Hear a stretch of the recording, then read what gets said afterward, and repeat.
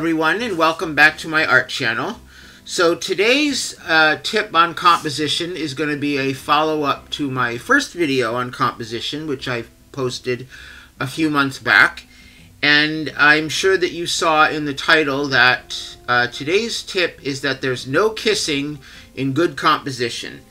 And what I mean by that is oftentimes when beginners are setting up particularly a still life, but even a landscape, and it also applies to portraiture as well, you got to watch and be careful, because let's say you had a picture here,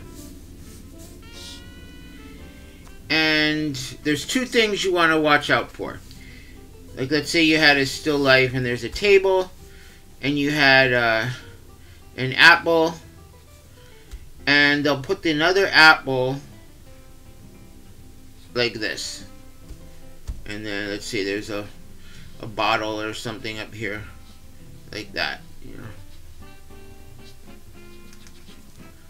And notice the way these objects are placed in the picture, that they're just touching, like right there. And another example of this, and that's called a kiss, and you don't want any kissing. Another example of a kiss would be if you put an object in the still life or something, or whatever it was. Let's say you had a bowl, and the edge of the bowl was right against the edge of the canvas, like that. And that's a kiss right there. And that tends to be very uncomfortable to the eye. It tends to make the picture look a little bit awkward, and the viewer might not quite pick up on what it is, but they'll see something in your picture isn't quite right. So always pay attention if you're setting up a still life, or even in a landscape. You know, for example, in a landscape, if you had clouds, like if this was a landscape and you had clouds in the sky, you know, you want to avoid having them touch like that. Or if you had you know, a house in a landscape, or a building, let's say, something like this, you would want to have like a tree. Avoid having a tree with a branch that like went right up along the roof line, or something like that. You know, you want to keep an eye out for those types of things, because that can really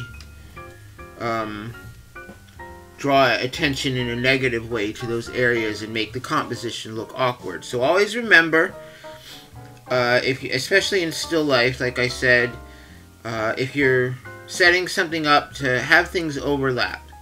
So if you had the two apples, the way to fix that would be to put one so it's clearly behind the other one, like that. Or, you know, move it away so there's clearly some space between them. You know, and make it a good amount of space so it's not too close. So keep an eye out for these little kisses in your composition when you're setting it up, and try to avoid those, and that will help you with your compositions in your artworks.